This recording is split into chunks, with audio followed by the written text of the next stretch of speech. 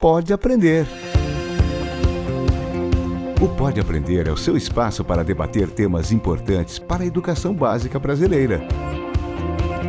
Uma realização da editora Aprende Brasil. Olá, eu sou a Danaê Búbalo e trago comigo mais um episódio do Pode Aprender, nosso bate-papo qualificado sobre a educação básica brasileira. Uma excelente oportunidade para a troca de ideias e muito aprendizado. Seja na sua casa, no carro, no alto-falante ou no seu fone de ouvido. Vamos juntos?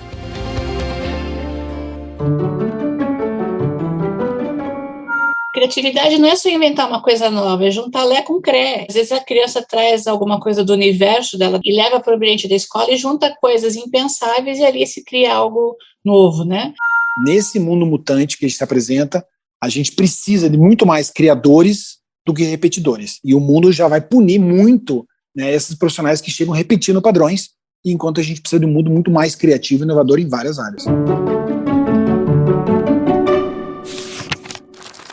Livro aberto.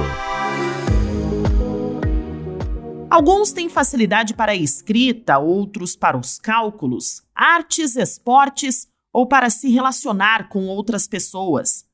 Saber reconhecer talentos e as múltiplas inteligências de cada criança e valorizar isso no período escolar pode ser a peça principal na formação de um adulto preparado para oferecer à sociedade o que ele tem de melhor. Neste episódio do Pode Aprender, vamos falar sobre como é possível reconhecer e valorizar jovens talentos dentro da sala de aula. E a ideia é partir de uma perspectiva diferente, já que os convidados da vez são profissionais de áreas distantes da pedagogia, mas que têm muito a contribuir. Eles trabalham com as consequências de uma sociedade que insistiu por muitos anos em padronizar conhecimentos em vez de valorizar as múltiplas inteligências.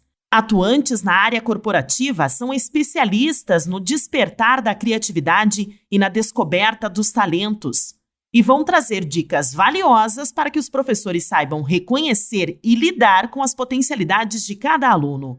Então se prepare para suas anotações, porque é hora de se aprofundar no assunto.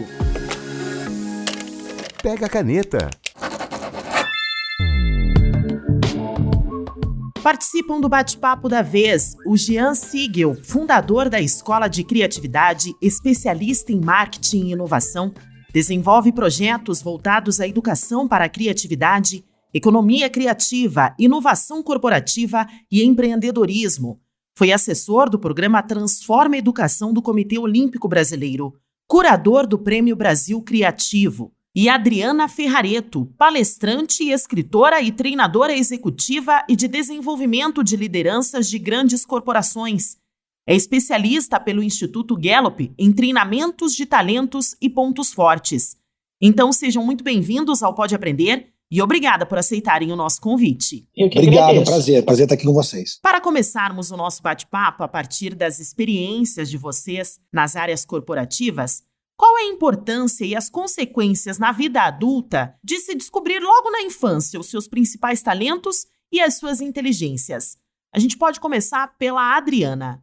Existe um estudo mundial que foi feito com 33 milhões de pessoas pelo Instituto Gallup, portanto ele tem um embasamento científico bastante robusto, que diz que nós temos sinapses que vão sendo formadas ao longo da nossa formação, e por volta de 17, 18 anos de idade, o cérebro faz como se fosse uma poda sináptica. Essas sinapses são as mais utilizadas por nós, então elas dizem muito respeito do jeito como a gente vê, interpreta as coisas e se comporta. Evidentemente que com a neuroplasticidade, a gente pode aprender muitas outras coisas depois disso. Agora, o fato é que essas ficam bem robustas, e aí você determina um pouco da maneira como você tende a perceber os eventos. Então, por exemplo, existem pessoas que na fase adulta são mais da execução, tem pessoas que são mais criativas quando tem tempo para pensar e podem usar pensamento estratégico, e tem pessoas que demonstram mais inovação e criatividade quando elas podem se relacionar. Então, a maneira como elas demonstram essa iniciativa de criar e de inovar tendem a ser diferentes. Todo mundo pode ser criativo e inovador, e acho que o Jean, que é especialista nisso, vai aprofundar mais, mas o fato é, nós temos jeitos diferentes de sermos inteligentes, Então, quando a gente aprende isso na escola, a gente meio que se libera para ser inteligente a nosso modo. Então, a gente não é esquisito, a gente é diferente. E se isso é valorizado desde pequeno, a gente chega muito bem no ambiente profissional porque valoriza a forma como nós somos. E isso tende a potencializar resultados a médio e longo prazo. Gostaria também de ouvir, então, o Jean. Qual é essa importância, né, Jean, de se desenvolver logo cedo para que no futuro seja um adulto aí com maiores talentos, né, maiores pontos fortes? Então, a Adriana comentou algo importante da questão de descobrir e valorizar as diferenças logo cedo, né? A gente fala hoje em escolas, né? Escola de ensino básico, ensino infantil, o fundamental, como são inúmeras crianças de diferentes perfis, com gostos diferentes, com sonhos diferentes, com habilidades diferentes e com talentos únicos, né? E, infelizmente, obviamente, a escola que se convencionou a se chamar de escola padrão, que ainda se mantém em muitos aspectos, já tem uma mudança em vários aspectos, mas muito se mantém ainda daquela escola mais massificada, em que padroniza-se muito, repete-se muito, e pouco extrai o melhor dos talentos de cada criança, né, os sonhos delas. Eu vejo como fundamental essa capacidade de educadores e essa responsabilidade de educadores e professores de dar vazão aos talentos, aos canais de expressão que cada criança tem. E, aliás, elas têm inúmeros canais de expressão nessa fase tão imaginativa, tão importante da infância, né? Eu sempre digo que a gente aposta muito, obviamente fala-se muito de ensino superior, fala-se muito de ensino profissional, mas se a gente não investir em ter um olhar muito mais cuidadoso e customizado e de individualização, no sentido de descobrir cada talento e dar vazão a esses talentos, esses pequeninos talentos que estão ali, grandes talentos que estão ali na escola, a tendência é que nesse mundo tão mutante que se apresenta agora, mais ainda do que nunca, né? Mutante, veloz, instável, a gente está sendo quase que responsáveis em não permitir que essas crianças desenvolvam na sua autonomia, confiança em experimentar, confiança em explorar, não só seus talentos e habilidades que cada uma possui de forma muito diversa, como a Adriana falou, mas também sua capacidade criativa. Aliás, crianças, eu falo que são os seres mais criativos do universo, disparado, porque elas ainda têm coragem, elas ainda experimentam, elas ainda exploram. Então eu vejo que o papel de um professor, mesmo nesse ambiente tecnológico que a gente vive hoje, ainda será crucial, cada vez mais, para justamente ter essa abertura de uma escola mais diversa, que é diversa por respeitar talentos, diferenças, e não aquela escola padronizada que massificava e avaliava os estudantes só por suas notas ou por metas mais indiretas, né? A gente precisa ter um olhar muito mais personalizado e acolhedor, né, nessa visão das crianças. Agora, Jean, de uma forma mais prática, como que a escola, como que o educador, ele consegue extrair esses talentos, né? Como que a escola e o educador conseguem descobrir esses talentos dentro do ambiente escolar? Então, eu sempre digo o seguinte, Dana, o educador, para mim, o professor, profissional, é um profissional, mas ele precisa entender, primeiro, que a profissão dele mudou ao longo de muitos anos, ela tem mudado consideravelmente em vários aspectos, mas a percepção de que se ele tem mudado, ele ou ela, o professor, a professora, tem pensado numa desconstrução do que papel eu faço dentro de uma sala de aula. Fala-se muito de escolas inovadoras, escolas com metodologias ágeis, tudo isso é muito importante e é um avanço no ensino. Mas, no final das contas, o professor tem um poder tão gigante, tão grande, quando ele fecha a porta de uma sala de aula, ou está com a turma dele tocar a vida daquelas crianças e estimular seus potenciais, que a gente não pode negligenciar essa necessidade do professor se enxergar, não só como um professor, mas como um educador, como um polinizador, como um estimulador. Então, uma dica que eu sempre falo com professores de várias áreas, com crianças de várias idades, adolescentes, é ele, primeiro, se desconstruir um pouco em relação eu sou um professor, eu tenho que saber tudo. Não, você não precisa saber tudo. Você pode ouvir mais do que falar, compartilhar sonhos, entender as histórias de cada um, ter uma visão muito mais estreita com cada um deles, porque cada história é diferente. Cada um vem de uma família diferente, com realidades diferentes. Então, o professor, claro, é um papel árduo, mas é fundamental que ele se desconstrua desse papel de professor expositor. Muito mais importante estimular comunicação e polinização de ideias de uma sala de aula, entendendo cada um dos perfis que estão ali, e isso dá com o tempo, com o relacionamento verdadeiro e com escuta ativa, do que simplesmente jogar um conteúdo e aí todos se viram da maneira que podem. Então é fundamental o professor se reconhecer também como um estimulador, como um guia. Adriana, agora você, como uma profissional, né, que desenvolve, trabalha grandes lideranças, o que os adultos, eles desaprendem com o passar da vida escolar, né? Mas o que é fundamental, que a gente não pode esquecer, que seria exigência hoje no mercado de trabalho para ser um profissional melhor? Nos fazem acreditar que nós podemos ser excelentes em tudo. E eu acho que essa é uma grande falácia, que nós vamos ser o Michael Jordan em todas as pontas de um jogo. Se a gente assistir o documentário do Michael Jordan, a gente vai ver que ele tentou, por exemplo, praticar outros esportes e não teve o mesmo êxito que ele teve do que jogando basquete. Então, a gente pode desenvolver habilidade, a gente pode desenvolver conhecimento, a gente lê, estuda, aprimora. O fato é que quando a gente fica adulto, a gente tenta fazer de tudo um pouco que nos pedem no trabalho e deixa de fazer aquilo em que nós podíamos ser excelentes. Então, do que a gente não pode se esquecer? Como é que eu carrego os meus talentos para dentro do ambiente de trabalho? E como é que eu posso, a maior parte do dia, tentar utilizá-los? E esse é um aprendizado que é individual, porque não necessariamente esse profissional vai ter um gestor que saiba lidar com talentos. Então, é uma busca individual, por exemplo, identificando que é uma coisa da essência dela, ter pensamento estratégico, de descobrir coisas e tudo mais. Ela precisa de tempo para pensar. Então, supondo que ela tenha uma agenda repleta de reuniões o dia todo de trabalho, que horas que ela vai ter tempo para elaborar suas ideias, para digerir os assuntos e poder ser criativa e inovadora? Então, se ela seguir o baile como manda a rotina diária, ela vai ser uma pessoa mediana. Do que ela tem que se lembrar? Como é que eu funciono bem? Que espaço de tempo eu preciso? Meu jeitão de ser excelente é como? Eu seria o Michael Jordan de que jeito? Quando a pessoa tem esse autoconhecimento, que é muito relevante, ela consegue chamar o seu gestor e dizer, olha, aqui você pode contar comigo, e aqui você sabe que eu tenho alguns porões. Eu vou dar um exemplo. A pessoa que é excelente na comunicação vai ter facilidade de se expressar ideias e contar histórias. Então, vai ter um vocabulário rico. Mas se ela for para o porão ou para o excesso, ela pode ser prolixa ou pode falar demais. Um cara que tem foco no talento, ele pode ter aprofundamento brutal no que precisar ali de compreensão. Mas se ele for para o excesso desse foco, ele pode não ter visão sistêmica, periférica. Uma pessoa que tem muita responsabilidade naturalmente, que assume compromissos e entrega, ela pode não saber dizer não. Coisas pelas quais nós precisamos nos lembrar ao longo da vida profissional primeiro, qual é a área que eu entro em flow? Que eu consigo entrar numa zona de profundo fluxo. E se eu conseguir entrar nesse lugar, eu vou ter produtividade melhor, vou ter melhores resultados. Segundo, como é que eu conto essa história para o meu chefe e para o meu time, para eles não acharem que eu estou querendo driblar. A hora que todo mundo tem conhecimento disso, a gente sabe que todo mundo tem talento e sabe que também tem os seus porões e que é fraco em outras.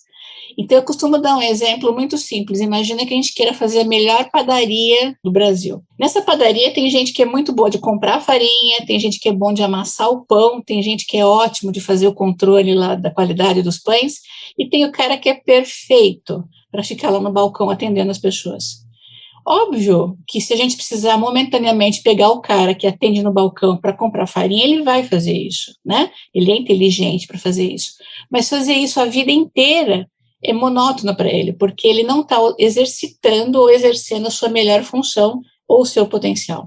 Então, se a gente quiser sair da mesmice, a gente tem que saber, na fila do pão aí da história da padaria, onde que a gente joga melhor, e ali é que a gente vai ter grandes insights, as ideias vão vir com muito mais facilidade, porque esse fluxo mental é natural para você, daí você pode repetir quantas vezes precisar, e mesmo que a gente fique fisicamente cansado, a gente não está mentalmente esgotado ao final do dia. Sabe aquela sensação de, puxa vida, eu tive um dia satisfatório de realização? É geralmente quando a gente entra nesse fluxo mental, então a gente não devia se esquecer disso nunca, sabe? Agora, voltando às dicas práticas. Gostaria de saber se vocês conseguem passar para os nossos ouvintes, para os professores principalmente, como que eles conseguem manter a valorização dos talentos de cada aluno e estimular dentro da sala de aula este ambiente criativo.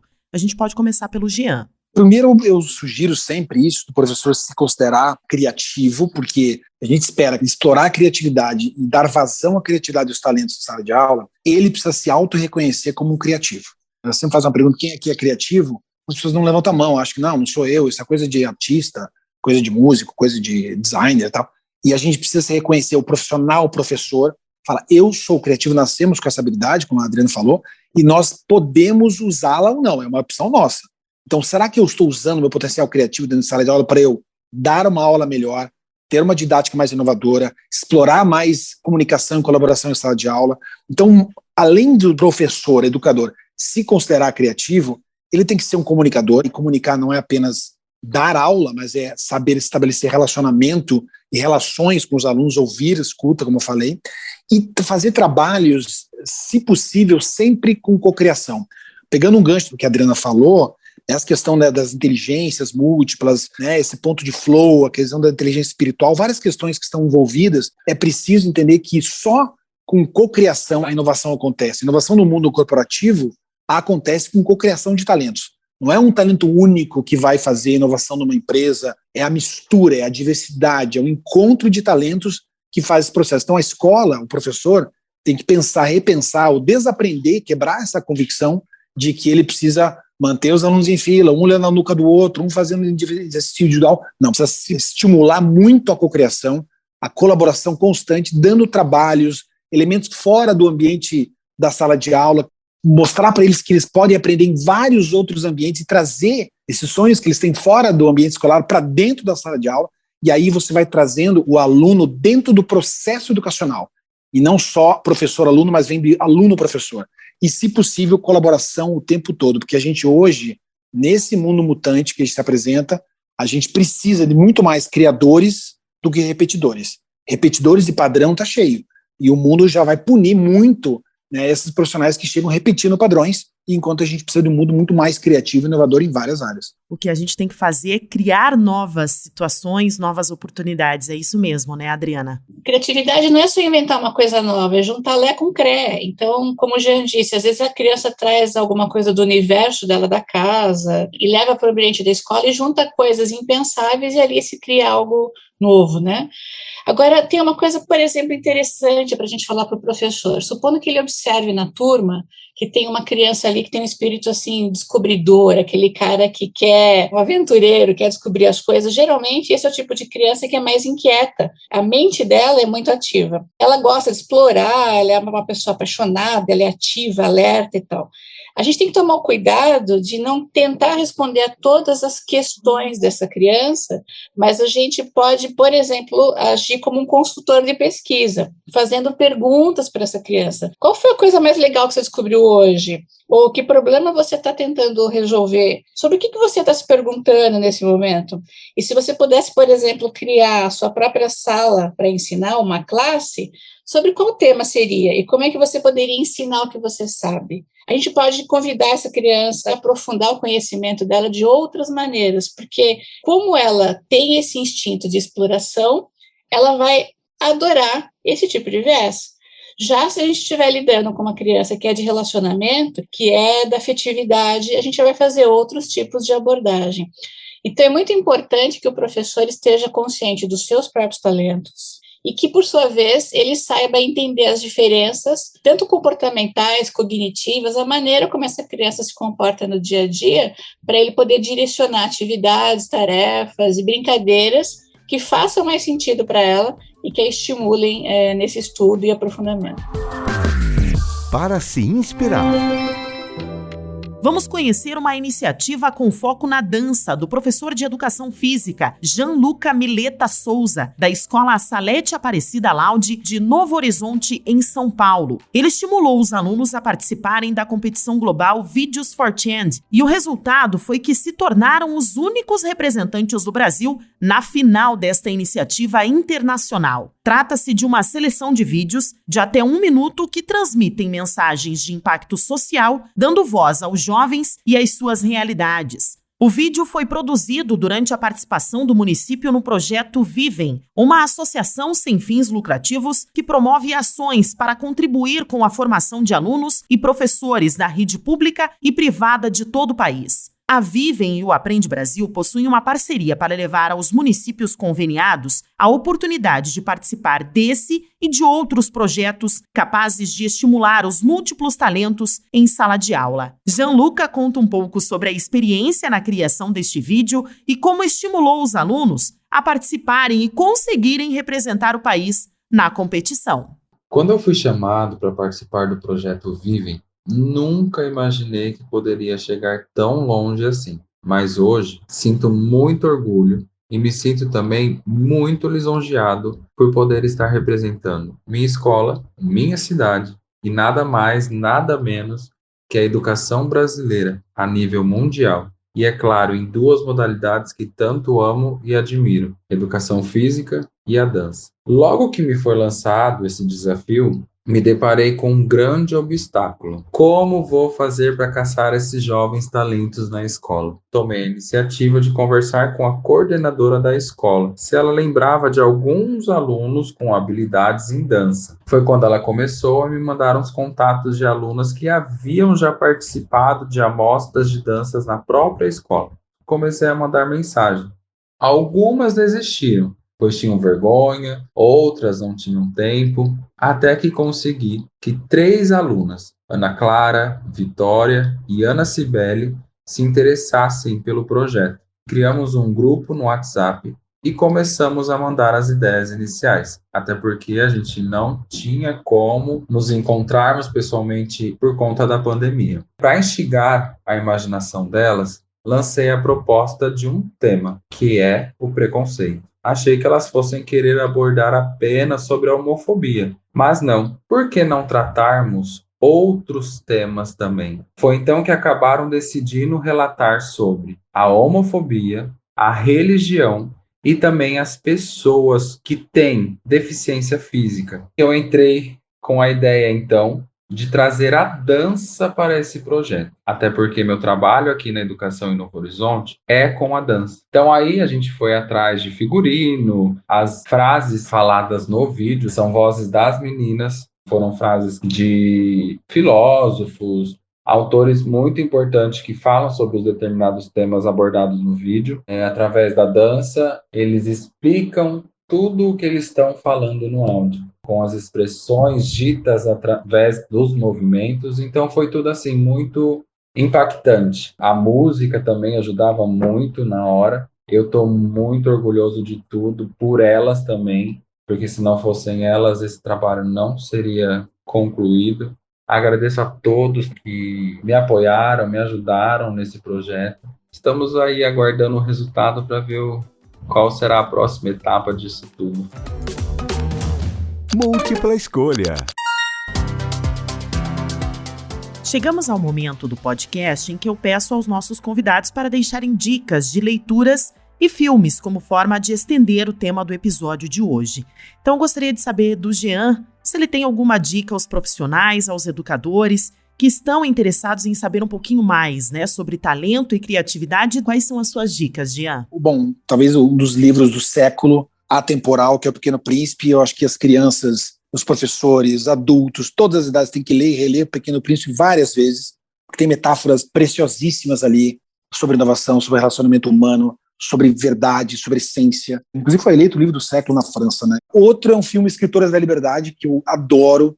É um filme incrível de uma professora que assume uma turma, entre aspas, considerada problemática, numa região, uma história real, e mostra como ela se conecta com as realidades desses jovens estudantes para estimular o melhor deles. É incrível. E eu recomendo meu livro, né? Tem que recomendar meu livro, né? Meu livro é o Grande Livro da Criatividade, que está disponível, fala sobre hábitos criativos que todos nós podemos estimular e resgatar para que a gente não só estimule em nós mesmos habilidades criativas que às vezes estão adormecidas, como a gente pode, no caso do professor, levar isso em sala de aula. Adriana, e as suas dicas para os nossos ouvintes? Eu gosto muito do Ken Robinson, que tem um livro chamado Elemento-Chave, e o outro é Libertando o Poder Criativo. ele fez uma ruptura nessa maneira de interpretar a forma como a escola às vezes pode matar a criatividade. E tem vários vídeos do YouTube dele, inclusive no TED. E quem quiser aprofundar um pouco mais sobre talentos, tem um livro que chama Descubra os Seus Pontos Fortes, que é do Instituto Gallup também, que ensina adultos a fazerem a investigação dos seus talentos. Mas no site da Gallup, a pessoa descobre como fazer testes para as crianças e entender coisas com embasamento científico relevante, né, para poder ter base para fazer essa seleção. Diversão para casa. E eu gostaria de saber o contato do Jean, o contato da Adriana, como forma de estender a nossa conversa de hoje. Se é pelo e-mail, pelas redes sociais, acho que a gente pode começar pela Adriana. Quem quiser conhecer um pouco mais desse conceito de talentos, pode ir no meu site adrianaferrareto.com.br, e a forma mais prática de entrar em contato comigo também pode ser por e-mail, que é contato@adrianaferrareto.com.br. Eu queria lembrar, eu tenho um podcast que chama Escola de Carreira, também é bastante esclarecedor esse tema. Jean, tem rede social, tem um e-mail para deixar para os nossos educadores? Quem quiser entrar em contato com a Escola de Criatividade, que a minha empresa que eu fundei há 12 anos é escoladecriatividade.com.br. Eu escrevo uma coluna específica sobre educação ali todo mês. Também é uma rede social, tanto no @Escola de Criatividade, que tem muita gente seguindo e compartilhando conhecimento ali, como a minha pessoal, @GeanSigel, que eu fico à disposição e eu sempre respondo quem manda mensagem ali de curiosidade, de interesse sobre criatividade e inovação. Jean, muito obrigada pela tua participação. Muito obrigado, o prazer foi meu, foi ótimo, obrigado. Adriana, muito obrigada também. Eu que agradeço mais uma vez aí pelo convite. O Pode Aprender é quem agradece, então, a participação dos nossos convidados. E obrigada a você que nos acompanhou em mais um bate-papo qualificado sobre a educação brasileira. Para comentários e sugestões, basta enviar um e-mail para aprendebrasil@positivo.com.br. Acompanhe os próximos episódios do Pode Aprender na sua plataforma de podcast preferida ou nas redes sociais e no site Aprende Brasil. Até mais! Com produção e edição de banca do podcast. O Pode Aprender é uma iniciativa da editora Aprende Brasil, um futuro melhor por meio da educação.